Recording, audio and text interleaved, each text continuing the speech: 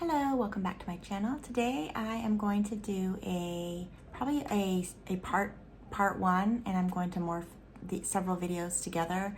I'm going to be looking down because I am reading. I'm going to be discussing beauty standards, and this has been on my mind for the past few months, pretty much since the Ozempic phase or craze. We went from like the Kardashians, really publicizing, voluptuous, full-figured bodies, to now what they're calling like the 60s twiggy.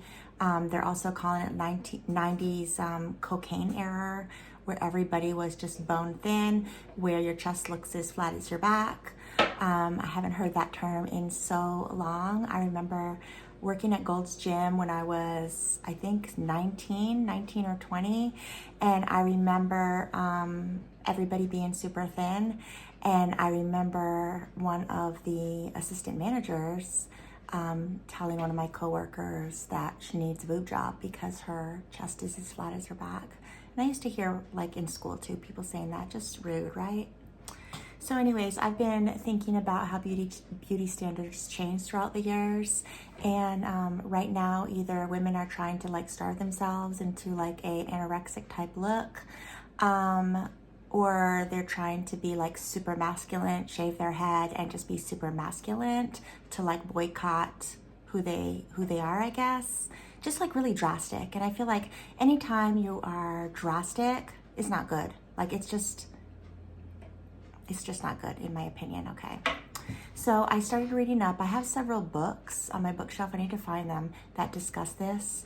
But I started reading up online, and I just wanted to share a few ideas of female beauty in the 1700s and 1800s. I also watched the documentary, I think everybody's watched it by now on YouTube, I think it is free, by Lisa Etheridge, where she talks about powder in the hair, the real high, hair, and using fake eyelashes and eyebrows. I will insert a picture here of like mouse hide. I guess might as well just recycle the mice, if they die back in 1970s and 1800 or 1970s, 1700s and 1800s. I thought that was really cool, like not cool, but like crazy, kind of weird.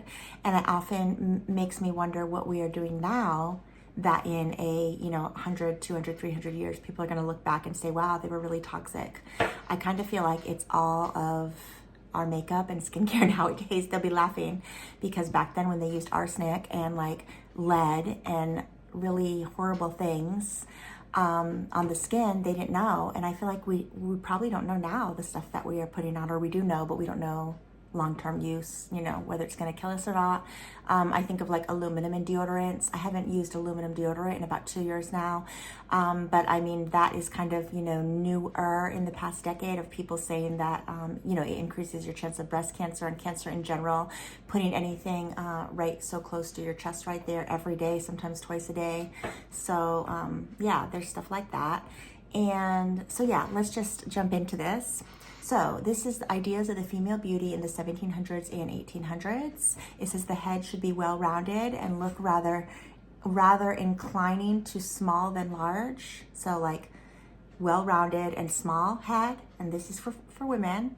The forehead should be white, smooth and open, not with the hair growing down too deep upon it. Like I have that, and I wish my hairline was lower. But I guess back then, with this big old hairline receding back, I would have been in. I'm just kidding.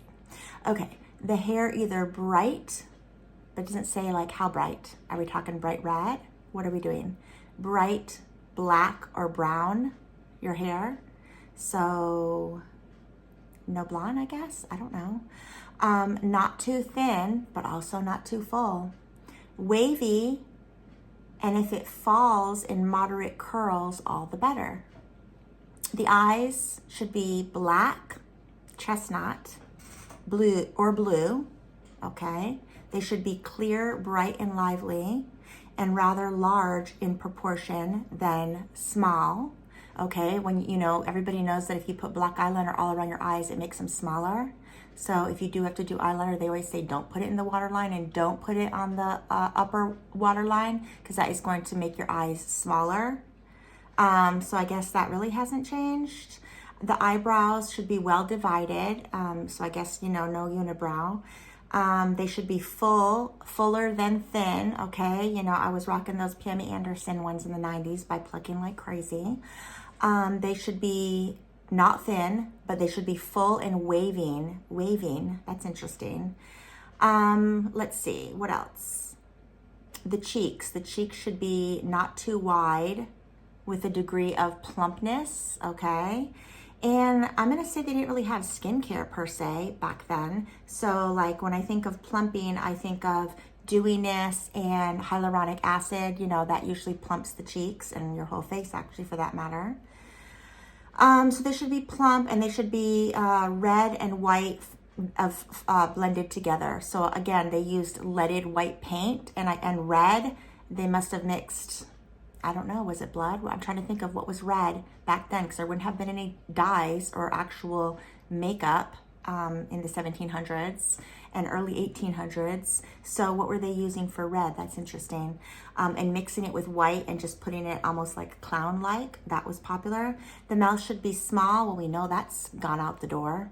And the lips should be not of equal thickness. Not of equal thickness. So I guess one lip needs to be thinner than the other. And I think we all, unless you're getting some sort of filler, your upper lip, I think, is always a little bit smaller than your bottom. I don't usually see that in a natural, you know, natural women. I don't usually see both of them the same size unless you're doing some sort of lip filler or something, or overlining them with eyeliner. Let's see, they should be well turned duck lips. I don't know. They should be more small rather than gross. Okay, so now we're dissecting everybody's lips and calling them gross. They shouldn't be gross. What was the definition of gross? What, natural? That's interesting. They should be soft and even to the eye. Now, I've read that. I don't know if that's true or not, but they say, I don't have a ruler here, I'm curious. They say that the end of the lip, if you have a perfectly symmetric face, the end of the lip should start where the inner eye, where the inner, I'm gonna stick my finger in my eye, but the inner, like where you put an inner highlight in your eye, it should be completely straight with the outer lip. So, so it says that, and they should have red on them. So I think I read in one of those old-fashioned books that I told you about on my bookshelf that women would actually bite their lip or take like a fork prong or something and puncture their lip. And so maybe that's what, to make them swollen, basically, like bee stung. I mean, bees were around. Maybe they were just, you know, getting stung by a bee. Who knows? So they should be well turned. Okay. Mouth is like a rosebud that is beginning to blow. And I did notice that. I was doing I have an upcoming video that I'm going to be working on all about Avon. Very nostalgia if you're my age or older. I thought it was interesting that Avon's been around since the 1800s, and the first Avon lipstick wasn't until 19, something like that. I'll put it up here. And women would just take their lipsticks and just do the Cupid's bow, and that's it. So I have a very big, large collection of like the Avon miniatures, and I do have some Avon lipsticks from the 50s and 60s. No, they're not safe to use because I'm not sure if they have lead in them.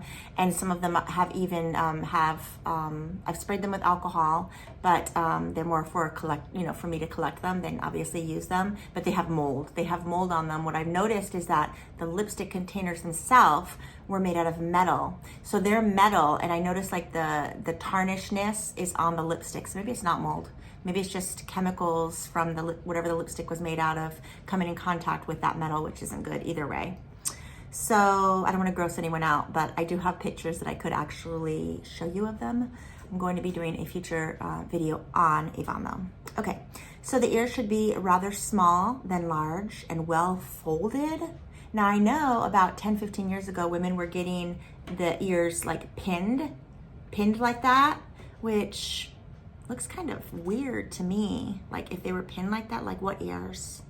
So it's like, we're not here for like a Dumbo and, but That's what it says regarding the ears. The ears should be smaller than large, and well folded. So I'm wondering if this part should have been like bigger. So maybe that has changed. Okay, the nose should be placed so as to divide the face into 2 equal parts. Okay.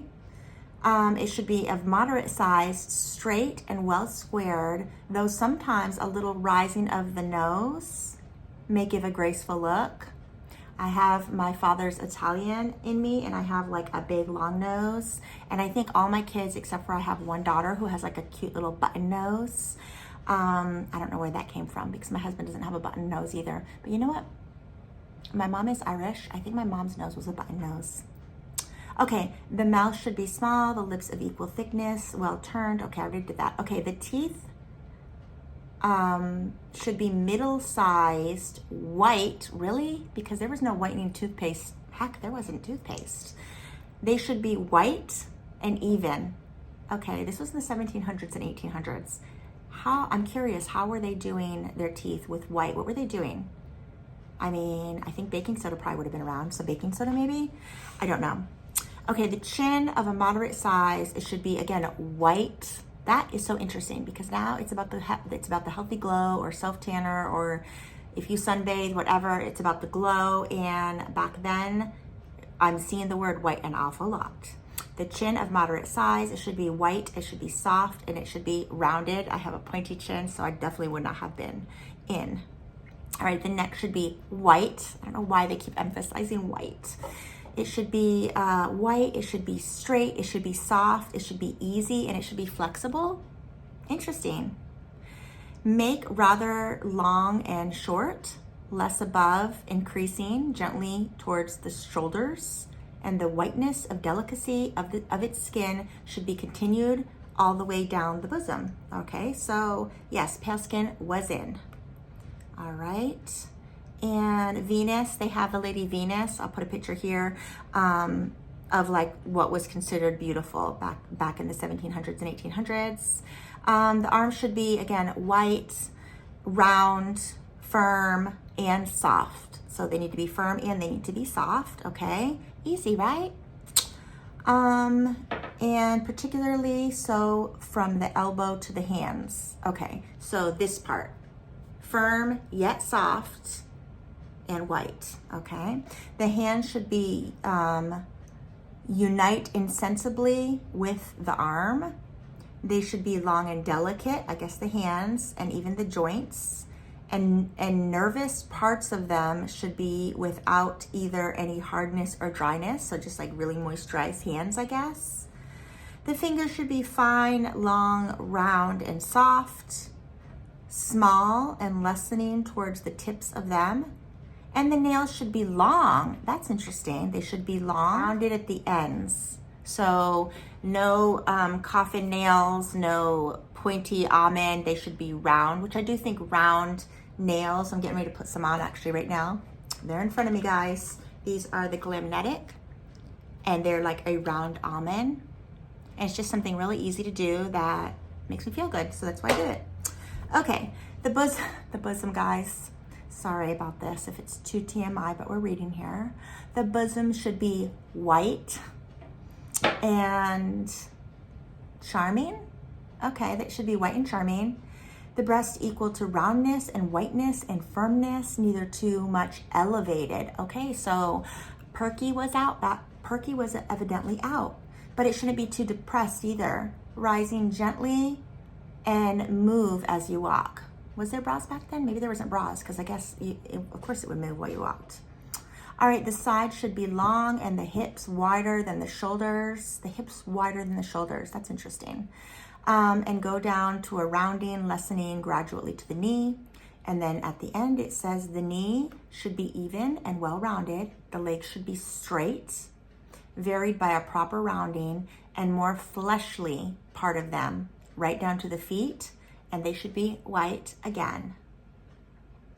So again, they have pictures from Wikipedia of Venus, who was the classical image of a youthful, female, beautiful woman. And yeah, everything that I just described they're giving this picture of her, that she was the epitome of this beauty standard, apparently.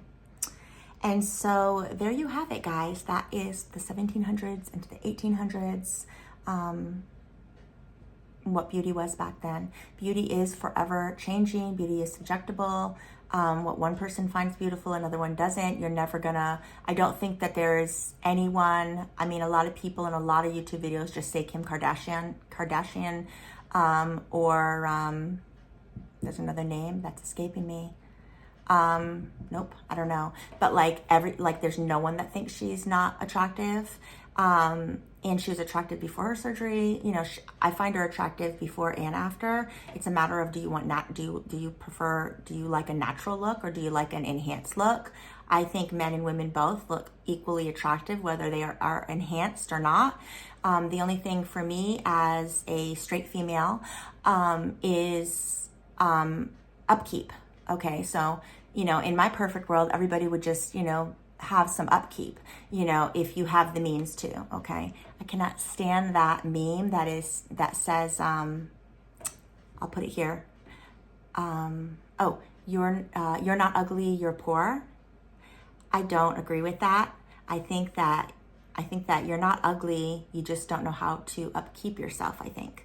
But again, some men and women prefer the completely natural look, like not unshaved, long gray hair,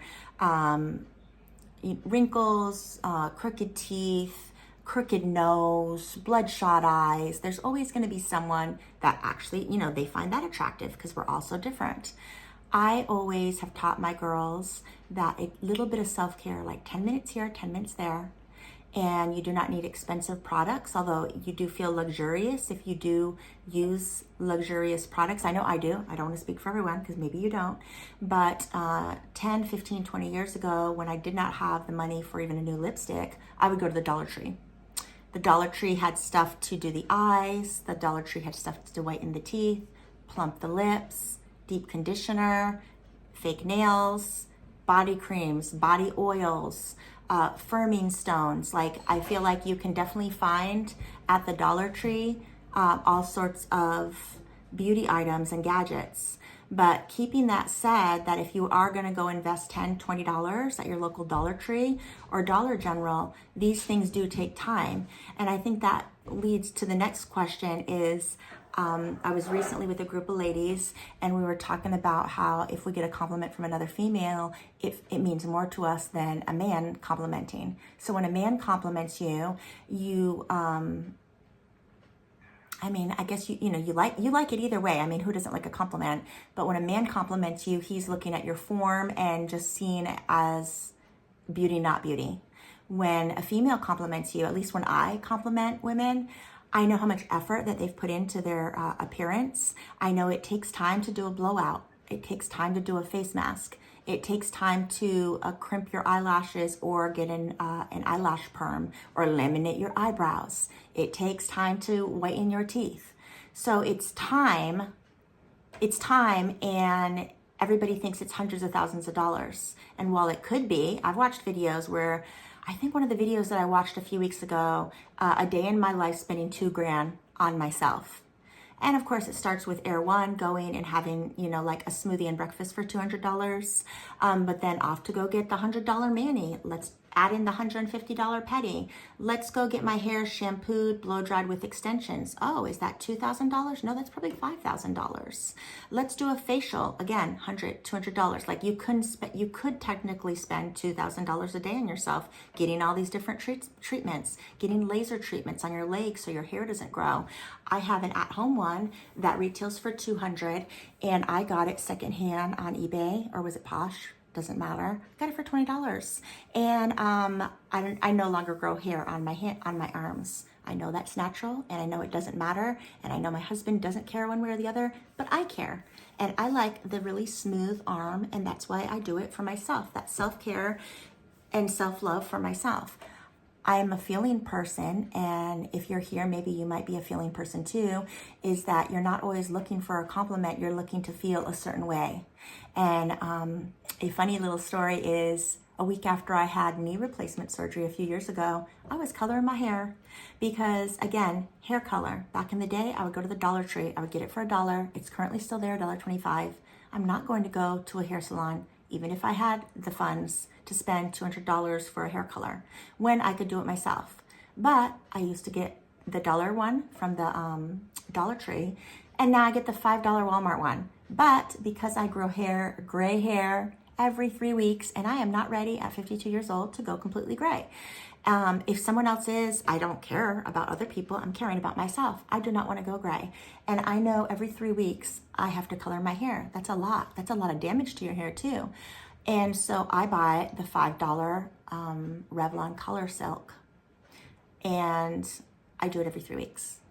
And I wasn't even leaving the house after that knee surgery for a couple months, but I don't want to see the gray in my hair. So I was hobbling and I did it.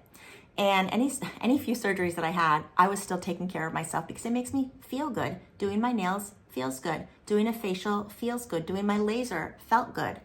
And so all of these little things, maybe we need to not have that meme that says you are not ugly, you're poor.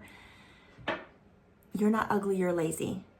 Okay? So lazy with your appearance. And again, if you are a busy mom, you don't have the time, but you do have 10 minutes in the morning, and you do have 10 minutes before you go to bed. But it's a matter of importance. How important is your appearance to yourself? If it's not important, then okay, then it doesn't matter if it's not important. But there are a lot of women that it is important, and they seem to think that they don't have the time when they do have the time. They do have the time, because I can't stand that saying that says you don't have the time. You will always prioritize. Always. It doesn't matter if it's like a friend texting you, one of your parents calling you, anything XYZ that, working out, I don't have the time. You do have the time, but what are you doing to replace that time that you have? Are you scrolling on Instagram? Are you posting on Facebook? What are you doing exactly? People have the time, but they're not prioritizing it. And if it's not important to prioritize yourself and your appearance, then fine, that's fine. But I'm talking to the people that, oh goodness, they just feel a little frumpy. They've hit the 40 plus mark or 50 plus mark, and they're just feeling like they're invisible. Those are the people that I'm talking about, and you can do it on a budget. You can go to the Dollar Tree. That's what I always used to do. I got teeth whitener strips, mouthwash, press-on nails, eyelash curler. Even if you're not into makeup, just curling your eyelashes if you don't want to bother with an eyelash perm, which I haven't bothered with in the past 2 months, and I'm mad at myself. And it's because of time, because I don't want to take that. It actually does take me an hour and a half. And I went and had it done maybe about 3 years ago. I was curious because I can do it myself. I get a kit off of Amazon. I will link it in the description. It's $20. Well, the last time I bought it was $20. They also have it on AliExpress for $10, the same exact kit, because they both come from China. So if you are buying on Amazon because you don't want to give money to China, it's from China, guys. The majority of the stuff that you're trying to not buy is all from China. So whether you're getting it on AliExpress for half off of what Amazon's charging, or you're getting it from Amazon. And that one kit lasts me the whole entire year, perming my eyelashes and laminating my brows up, the little bit of eyebrows that I have. So I've been lazy, so I've just been curling them with an eyelash curler. And the Shiseido eyelash curler is #1 for a reason. And the second best is Tweezerman. But back in the day, I just used the dollar store one. Just the dollar store one. I'm trying to think of all the things that I got at the dollar store. Self-tanner I got at the dollar store as well. Hair color, self-tanner, tooth whitener, toothpaste, toothbrush, eyelash curler, lip gloss or lip balm. If you are not into makeup, just curl your eyelashes and put lip balm on, and it will just elevate your look, a little bit. It'll elevate. Anything that you do for yourself, on yourself, elevates you in a certain way. And if you are a feeler person like me, you will feel good. And when I feel good, I'm more productive. I get more stuff done when I feel good. So that is very interesting. Okay, so getting back full circle is getting back to the ladies' social, actually. The women were saying as well, agreeing that when a woman compliments you, it always feels better than a man, because a man will compliment your appearance and kind of just like the radar of, is she attractive, is she's not? And a woman complimenting you is just, it feels amazing because you know, they know, and they're letting you know without actually saying it. Wow, that woman takes care of herself. She puts her best foot forward, and she elevates herself in such a way, whether she's having other people do it to her, getting all the treatments, or she's doing it at home like I do. I still do everything at home. And I did get my eyelashes professionally permed 3 years ago. Sorry about that. And it was $150 before tip. It was $150, and it still only lasted 2.5 weeks. Why would I want to do that? Even if I had, if money grew on trees, why would I want to do that? No, I just wouldn't. I would be doing it myself. I just can't justify paying for things that I could do myself. So my husband's the same way. Like, he'll do things to the car that he could have someone else do, but like, why spend the labor, give someone else the money if you are capable of doing it yourself? I can do my hair myself, my eyelashes, my eyebrows. I could do my facial treatment. I could do my laser. I could do all these things myself.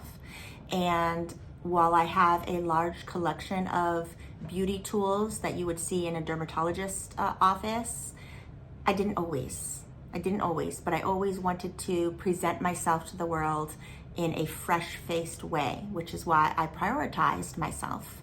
And I've been called, oh my gosh, you're so vain. Okay, that's your opinion, and I really don't care. Okay, vain. I've had my mom say that before, but I really just don't care. I don't care. So I think that beauty has come a long way, and what works for you, so keep doing it. But if you feel frumpy and invisible, a little bit goes a long way, guys. And if you don't know where to begin, of course there's millions of YouTube videos. This is just a small one. I don't even know if this is going to get any likes or watch, because it's nearly a half hour long. And people have a 7-minute attention span for videos. At least that's what YouTube tells me. So if you don't know where to begin, start with, if you do not want to, if you don't have the money to go and color your hair professionally, do it yourself. Just do it yourself. And if you don't even have $5 to go to Walmart, go to the Dollar Tree. There's like 5 colors to choose from, but so what? Choose one and go for it. And I like the permanent hair color, not the one that washes out, because then you're going to be doing it longer and longer. I do the permanent, and my grays still grow in every 3 weeks. I am a natural redhead, so I've been getting grays, I think like 29, since I was 29. I'm 52 now. And I started coloring my hair a darker shade of red, because it's like a light cherry blonde red, all through school. And I colored it darker, like a medium auburn, and I started that at 14 years old. 14 years old. I tried at 13 because I had my aunt have long bleach, like a Marilyn Monroe platinum blonde hair, and it was long all the way down to her butt. And I been very influenced. I've said it before on my channel. I was influenced as a mother, as a wife, from my mom's older sister, my aunt. I spent so many, I used to live with her on and off. And I spent so much time with her, and she had this beautiful, she's no longer with us. She had beautiful long blonde hair. And I remember at 13, she was living in Florida, I was living in Connecticut, and I called her up and asked her, hey, I'm 13 now, and I want to do something with my hair. At that time, my best friend had bleach blonde hair too, but she was natural blonde hair, and I wanted to do my cherry blonde hair to make it blonder. And she said she bleached it, but she didn't say like hair color bleach, and I didn't even know at 13 hair color existed. I feel like 10-year-olds know that now. But at 13, I heard the word bleach. I was home alone. My mom was working, my brother was working, and I went for the Clorox bleach, guys. I went for that dang Clorox bleach. I flipped my dry head of hair, and it was, medium length. It wasn't super long, but it wasn't short. I flipped my hair over in the sink in the kitchen, and I poured the whole gallon of Clorox bleach on my head. My scalp started burning, and then my hair in chunks started falling out. I had school the next day. My mom was gonna be home in like 2 hours. I was freaking out. Anyways, I called my aunt back. She's like, oh my gosh, I can't believe what you did. Let me call your mom and cushion the blow and let her know at work what you did, so she doesn't, wring your hide when she gets home. So she told me just keep on rinsing it, and then shampoo it like 2 times, which I did. So like I wasn't completely bald, but I still had to wear a wig to school, but not the second day, because where was I gonna go to get a wig? I will insert a picture here because I do have a picture of me wearing that wig. So I don't have any pictures of my hair falling out. I'm trying to think. Well, yeah, because there was no cell phones or anything. I don't even think. I'm trying to think. I had a Kodak 110, or my mom did. I didn't have a camera at age 13. And I remember taking she took a picture of that wig. So I was wearing that wig for the remainder of the school year. So yeah, I have that picture. So it wasn't bald, but it was like just chunks out, and my scalp was on fire. So I remember going to school with a baseball cap. And I remember one of the boys on the locker next to me taking it off, you know, oh my gosh, look at you, haha, you know, all that stuff. And then I had ordered a wig, and it took 3 weeks to get to my house because it was through like Teen Magazine, Teen Street or Teen Beat or something. It was like a magazine that you have to send away for. You have to send away, like, where was I gonna go and buy a wig? There was no, I mean, at least I don't think there was any Sally's or anything. You couldn't just go to a regular store and buy a wig unless there was a wig store, but like we didn't have hundreds of dollars for a human wig or whatever. And I believe it was like Paula Young, that brand, I don't know why that just popped into my head, I could be wrong, Paula Young wigs. And it was just like a medium length synthetic red curly wig and with bangs. And then I brought a black hat, and I would wear it with the hat on my head. And oddly, the teachers never said anything, but I was made fun of. I was really made fun of that year for school. And I mean, it's a funny story now, right? Never tell your kids you bleach your hair. That's the moral of the story here. So again, that is pretty much my spiel. I hope you enjoyed it. It's kind of story time as well. And yeah, so just thank you so much for watching, and stay tuned for more of these type of videos. If you like it, please give me a thumbs up and like and subscribe, share my videos if you have a friend that is interested in this funny content, and I will talk to you soon. Bye-bye.